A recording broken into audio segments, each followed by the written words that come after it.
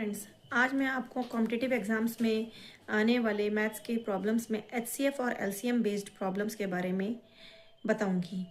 Mostly exams में HCF और LCM वाले जो प्रॉब्लम्स है वो पूछी जाती हैं और बच्चे उनमें अक्सर कंफ्यूज हो जाते हैं, जबकि वो बहुत ही इजीली सॉल्व हो सकती है। बस हमें एक छोटा सा फॉर्मूला याद रखना होता है। फॉर्मूला आपके सामने दिया हुआ है। HCF multiply by LCM is equal to one number into other number, मासा इंटू लासा इक्वल टू प्रथम संख्या इंटू द्वितीय संख्या। ये एक छोटा सा फॉर्मूला है। जब हमें एचसीएफ भी दिया हुआ है, एलसीएम भी दिया हुआ है, एक संख्या दी हुई है और दूसरी संख्या पूछी गई है।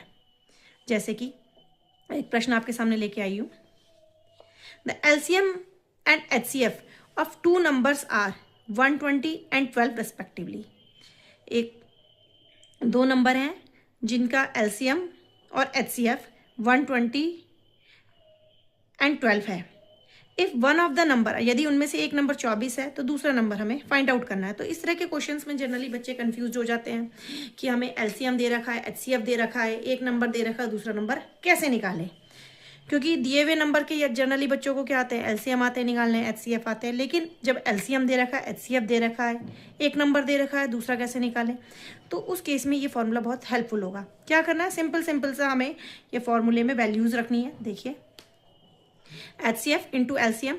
एलसीएम की वैल्यू क्या है हमारी, एचसीएफ की वैल्यू है 12 और एलसीएम की वैल्यू है 120। प्रथम संख्या एक नंबर दे रखा हमें 24 और दूसरा हमें निकालना है। आपके सामने है, सिंपल सा देखिए, सिंपल कैलकुलेशन है, बाकी कुछ नहीं है। 12 into 120 is equal to 24 into other number.